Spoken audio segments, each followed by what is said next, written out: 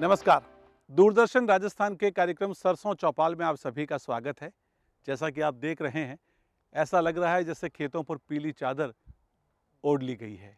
इस समय किसान सरसों की खेती में आगे बढ़ रहे हैं और आज हमारी टीम आ पहुंची है भारतीय सरसों अनुसंधान संस्थान सेवर भरतपुर। किसान भाइयों, आप अच्छे से जानते हैं कि सरसों की गुणवत्तापूर्ण पैदावार के लिए सबसे अहम बात है कि उसे रोगों से बचाएं।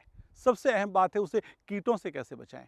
इस समय जो सामयिक दृष्टि से यदि हम देखें तो जो कीट आते हैं उसमें मुख्य रूप से चेपा है, सफ़ेद रोली रोग है। ऐसे कई सारे रोग हैं जिनका सामना हमारे किसान भाइयों को करना होता है। आज के हमारे इस एपिसोड में हम आपको मिलवा रहे हैं रोगों से बचाव के लिए, कीटों से बचाव के लिए और किस तरह से प्रबंधन करें अच्छी पैदावार के लिए। इस विषय पर आपको मिलवा रहे हैं डॉक्टर पीडी मीणा साहब से, प्रिंसिपल साइंटिस्ट, भारतीय सरसों अनुसंधान संस्थान सेवर भरतपुर। तो आइए मिलते हैं डॉक्टर पीडी मीणा साहब से और जानते हैं किस तरह से सरसों की फसल में रोगों और कीटों का हम उचित प्रबंधन करें और अपनी अच्छी पैदावार।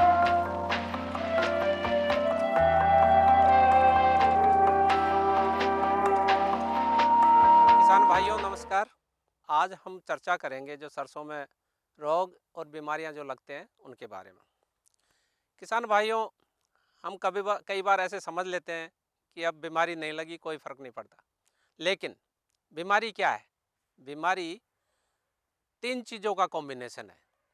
उसमें आपका सबसे पहला कारण है आपका पौधा, जो सरसों हम बोते हैं, सरसों फसल हमारी। उसके बाद में आता है उसके जो बीज लगने का कारक, उसमें आपके फफूंद भी हो सकते हैं और दूसरे जीवाणु भी हो सकते हैं। और तीसरा कारण है मौसम। तीनों का कॉम्बिनेशन मिलने से जो व्यापक इस पे असर आता है फसल पे, बीमारी जो आती है उसको ही हम बीमारी कहते हैं। कई बार मौसम अनुकूल नहीं होता है फफूंद के अनुकूल उसको पनपने के लिए, तो बीमारी नहीं आएगी। लेकिन हमें हमेशा उसके लिए तैयार रहना पड़ता है। किसान भाइयों, हम हमेशा कहते हैं कि शुरुआत से हमें इन चीज़ों की सावधानी रखनी चाहिए, चाहे आपकी बीमारी आए चाहे मत आए। क्योंकि अगर आपने बीज उपचार कर लिया है तो इसका मतलब नहीं है कि बीमारी नहीं आएगी। क्योंकि मौसम अनुकूल हुआ और आपका इनोकुलम खेत में ज़्यादा हुआ। इनोकुलम मतलब जो प्लांट डेब्रिस, पुराने खेत के अवशेष, जो फसल के अवशेष पड़े होते हैं खेत में, वो बीमारी को फैलाने का काम करते हैं। क्योंकि उसमें पुराने फसल में जो बीमारी लगे होते हैं, लक्षण होते हैं, वो उसमें अपने स्पोर्स जिंदा रखने का काम करते हैं। जैसे आप लोगों ने देखा होगा, तना गलन में काले काले दाने से बनते हैं, वो खेत में पड़े होते हैं। अगली बार वहीं से बीमारी पनपती है। तो इन सब चीज़ों को से बचने के लिए हमें हमेशा खेत की निगरानी रखनी होती है। खेत की निगरानी रखने के लिए आपको प्रतिदिन आपको फसल में देखना होता है कि आपकी फसल ठीक है कि नहीं है। क्यों? और नहीं है तो पौधा अपने आप अपने लक्षण प्रकट करता है कि कौन सी बीमारी आती है। किसान भाइयों, अभी मौसम को देखते हैं तो काफ़ी नम हो रहा है और वातावरण भी काफ़ी, टेम्परेचर भी काफ़ी कम है। लेकिन इस हालात में अगर बरसात हो जाती है तो जैसे संभावना भी है 18-19 को हल्की बारिश होने की संभावना है।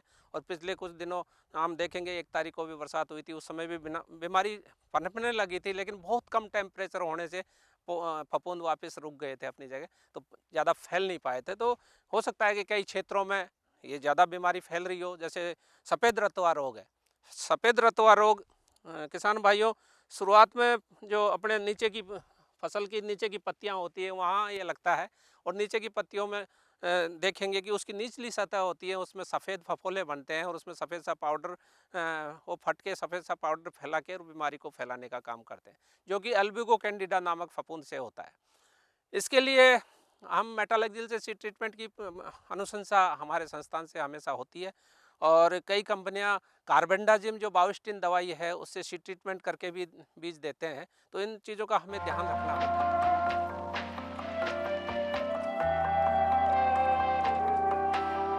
साथ में ही शुरुआत में जो आपका चितकबरा कीट लगता है फसल में, वो भी शुरुआत की अवस्था में लगता है, लेकिन वो कभी भी बाद में भी लगता है और काफ़ी फसल को नुकसान पहुंचाता है चितकबरा कीट। उसके लिए भी हम बोलते हैं कि आपका जो इमिडाक्लोप्रिड है दवा, उससे 6 ग्राम के हिसाब से सीड ट्रीटमेंट करना चाहिए।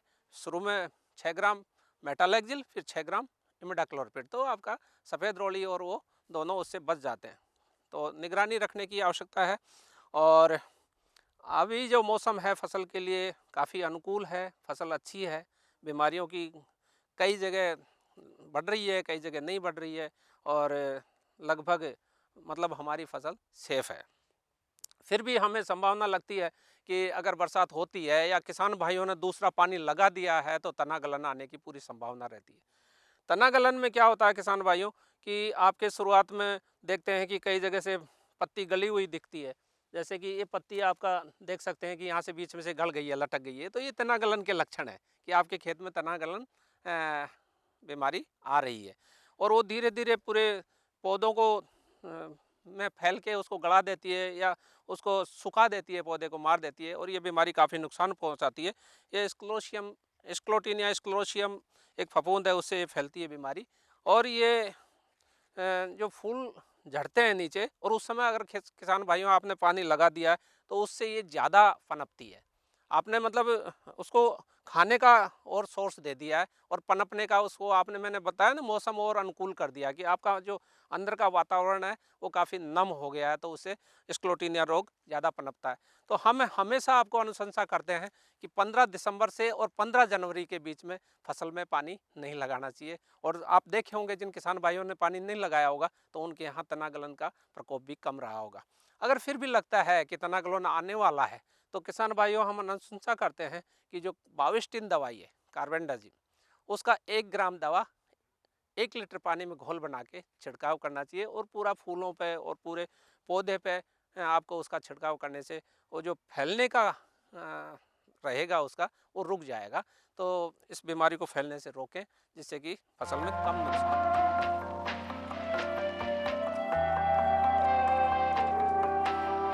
इसके बाद में एक और बीमारी पकने के टाइम में आती है आपके पाउडरी मिल्ड्यू, जिसको चूर्णी लाछता रोग बोलते हैं।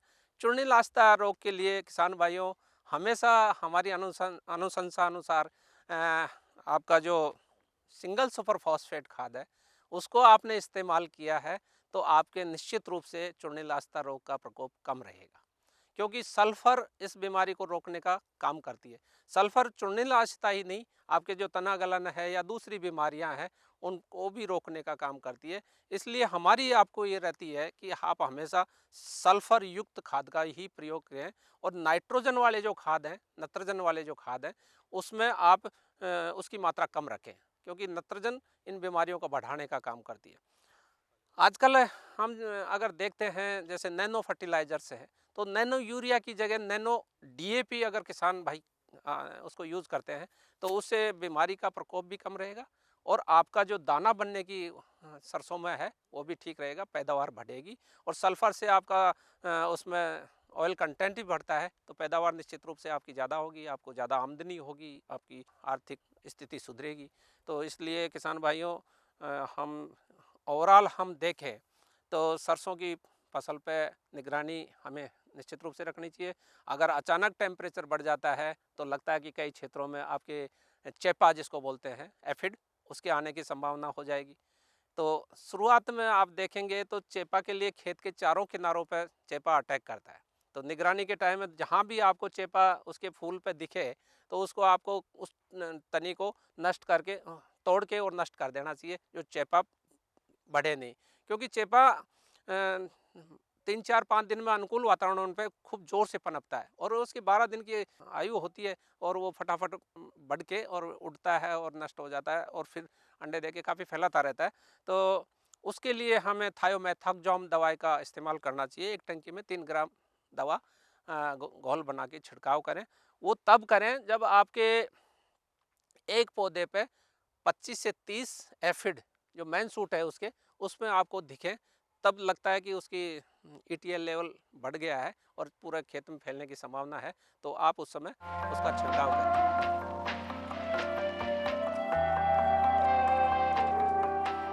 देखिए, जनवरी के लास्ट और फरवरी के शुरुआत में चेपा आने की पूरी संभावना रहती है और जो आपने देर से बोई हुई फसल है उस पर निश्चित रूप से आएगा, क्योंकि देर से बोई हुई पे फसल फूल अवस्था में रहेगा तो उसमें चेपा ज़्यादा आएगा। तो उस अवस्था में आपको दवाई का छिड़काव करके उसको कंट्रोल करना चाहिए। शुरुआत की अवस्था में आप बाउंड्री पे भी स्प्रे कर सकते हो जिससे वो अंदर फैले नहीं। देखिए किसान भाइयों, शुरुआत में चेपा क्या है कि यहाँ यहाँ फूल बनते हैं, वहाँ अपना स्थान बनाता है और वहाँ रस चूसता है और वो उन फलियों को बनने नहीं देता और काफ़ी नुकसान पहुंचाता है फसल को। जो फली नहीं बनेगी तो आपकी पैदावार में निश्चित रूप से कमी आती है। इसलिए चेपा को कंट्रोल करना बहुत आवश्यक है।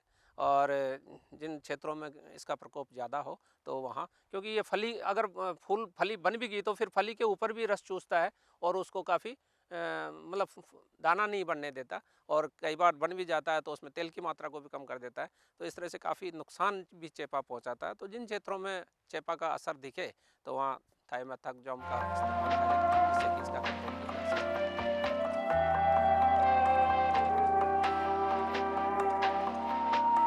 देखिए, मैंने बताया जैसे कि चितकबरा कीट शुरुआत की अवस्था में भी आता है, लेट में भी आ सकता है, और दूसरा आपका एफिड है। ये 2 ही कीट मुख्य हैं जिसको कि आप नियंत्रित करें।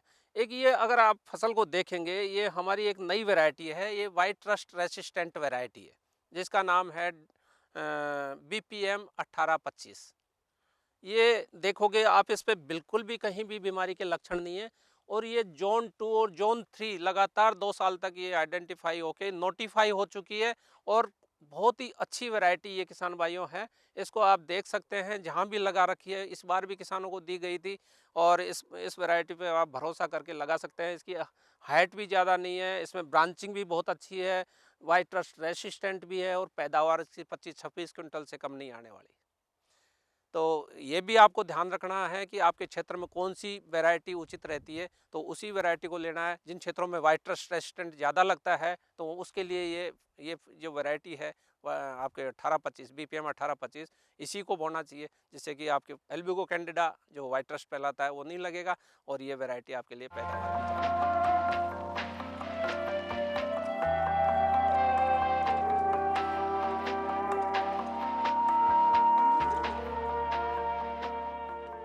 देखिए किसान भाइयों, औरोबंग की जो समस्या थी, तो जैसे भरतपुर का क्षेत्र है, यहाँ अगर हम 15-20 साल पहले की बात करें तो इस क्षेत्र में बहुत ज़्यादा पनपी थी, लेकिन इस क्षेत्र में अब काफ़ी उसका असर कम है। लेकिन जो हमारा वेस्टर्न पार्ट है राजस्थान का, जो रेतीली टाइप हल्की मिट्टी है, वहाँ इसकी बहुत ही ज़्यादा तादाद में बढ़ी है, और पौधे को बहुत कमज़ोर कर देती है, सिंगल तना रहता है, और उसमें पैदावार काफ़ी नुकसान पहुँचाती है। और आने वाले समय में हम आपको विश्वास दिलाते हैं कि हमारे संस्थान ने इसका समाधान ढूंढ लिया है, और हमने 2 पेटेंट भी इसके ले लिए हैं, और हम इसको कॉमर्शलाइज करने के लिए जो प्राइवेट कंपनीज है उनसे कांटेक्ट करके, और आने वाले समय में आपके लिए ये निश्चित रूप से दवाई, इसको कारगर दवाई आपको मिलेगी, जो कि आपको औरोबंगी को मारेगी। क्योंकि औरोबंगी सरसों के पेड़ के जड़ पे उगता है, और वो परजीवी है। तो वो परजीवी मतलब इस पौधे से ही अपना खाना बनाता है, तो इसलिए वो पौधे को कमज़ोर करता है। काफ़ी क्षेत्रों में इसका, जिसको मरगोजा भी बोलते हैं, काफ़ी नुकसान है। लेकिन आने वाले समय में हम कई तरीके से इसको हम कई ऐसे म्यूटेंट भी डेवलप किए हैं जिस पे हर्बिसाइड का असर नहीं होगा, जिसमें आप दवा छिड़क सकते हो, सरसों नहीं मरेगी। कई मॉलिक्यूलर टेक्निक भी हम अपना रहे हैं, और ये जो फॉर्मुलेशंस की हम बात कर रहे हैं वो भी हमने डेवलप कर लिया है फॉर्मुलेशन इंस्टीट्यूट के साथ में, जो इंसेक्टिसाइड फॉर्मुलेशन गुड़गांव में इंस्टीट्यूट है उसके साथ मिलके। तो आने वाले समय में इसका भी आपको इलाज मिलेगा।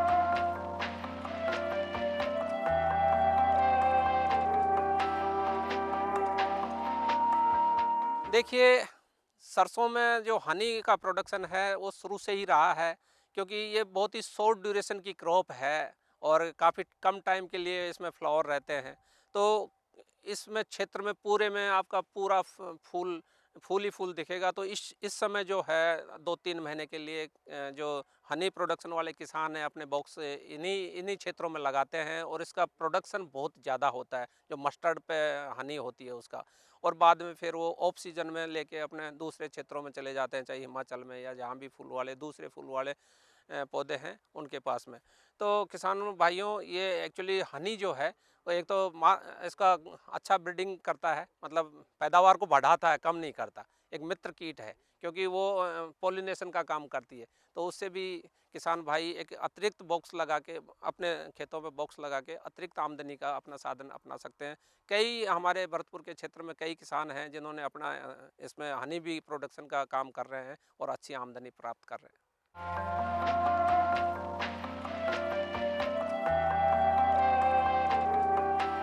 कुछ एफपीओ हैं जिन्होंने जैसे कि हमारे यहाँ लुधावई में एक एफपीओ है, और एक नदबई के क्षेत्र में भी हैं राम भरोसी जी जो काम कर रहे हैं।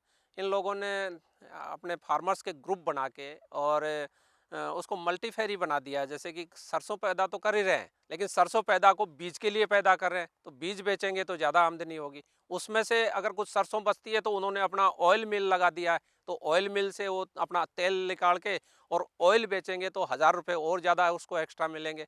इसी तरह से उन्होंने अपने बॉक्स लगा रखे हैं हनी बी के, तो उससे आपको अलग आपको हनी बना के आमदनी हो रही है। इसी तरह से जो इसके स्टेबल्स हैं उनको इसमें कंपोस्ट में कन्वर्ट करने का भी काम कई एफपीओ कर रहे हैं। तो इस तरह से एफपीओ मिलके और दूसरे किसानों को भी प्रेरित प्रेरित कर रहे हैं, जिससे कि किसान सरसों का किसान अब समृद्ध होने लगा है।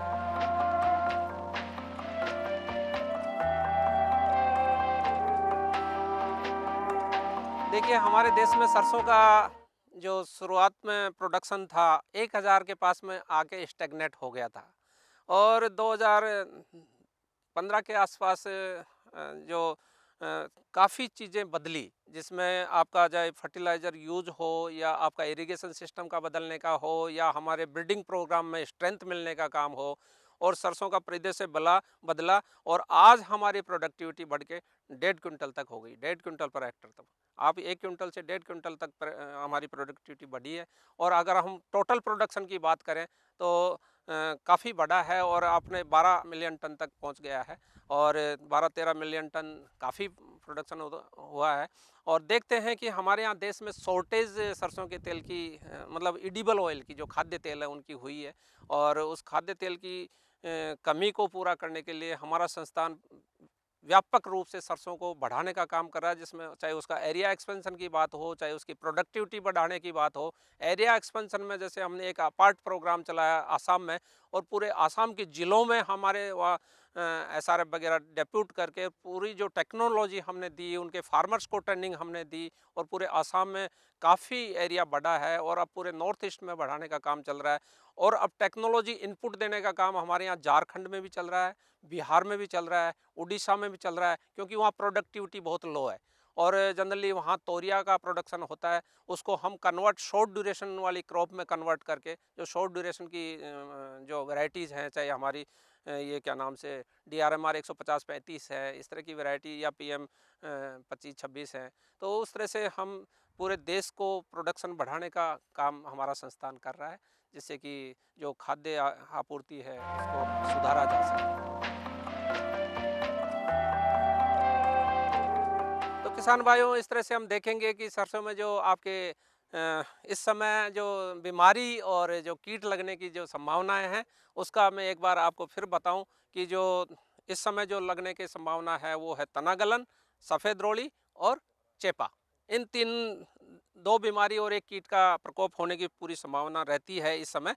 तो आप अगर सफ़ेद रोली रोग कहीं लगता है तो उसके लिए मेटालेक्जिल का आप स्प्रे करें, जिसमें आपका रिडोमिल एमजेड है, उस दवा को 2.5 ग्राम प्रति लीटर के हिसाब से घोल बना के छिड़काव करें। अगर आपके यहाँ तनागलन रोग लगता है तो उसके लिए बाविस्टिन का छिड़काव करें, जिसमें 1 ग्राम 1 लीटर के में घोल बना के छिड़काव करें। और अगर चेपा कहीं दिखता है या चेपा का प्रकोप कहीं खेतों में बढ़ गया है तो उसके लिए थायोमेथाक्सम दवा का छिड़काव करें, जिसमें 3 ग्राम एक टंकी जो 15 लीटर होता है उसमें मिला के, और पूरी निगरानी रखनी होगी, क्योंकि थोड़ा सा भी आपको डिजीज़ बढ़ा तो काफ़ी नुकसान पहुंचाता है। इसलिए इन सब को बचने के लिए खेतों की निगरानी बहुत आवश्यक है।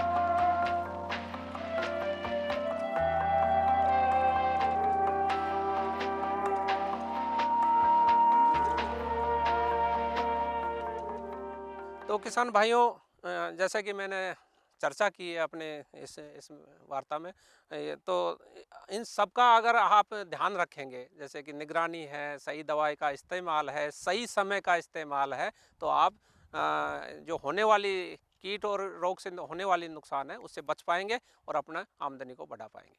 तो किसान भाइयों, ये था हमारा विशेष कार्यक्रम सरसों चौपाल, जिसमें आज आपने जाना डॉक्टर PD मीना साहब से कि किस तरह से रोगों से हमारी सरसों की फसल को बचाना है, कीटों से हमारी फसल को बचाना है, गुणवत्तापूर्ण उत्पादन लेना है और सामयिक दृष्टि से जो महत्वपूर्ण काम होते हैं उनको किस तरह से करना है। उम्मीद करते हैं आपको आज का कार्यक्रम अच्छा लगा होगा, पसंद आया होगा। डॉक्टर पीडी मीना साहब ने जो जानकारी दी उसका आप निश्चित रूप से लाभ उठाएंगे, फ़ायदा उठाएंगे और आप गुणवत्तापूर्ण उत्पादन ले पाएंगे। यही हमारा प्रयास है, कृषि संस्थाओं का प्रयास है, किसान आगे बढ़े, किसान की प्रगति सुनिश्चित हो और इसीलिए दूरदर्शन राजस्थान का ये कार्यक्रम हम आप सभी के लिए लेकर आते हैं। आज के लिए कार्यक्रम में इतना ही, हमें दीजिए आज्ञा, नमस्कार।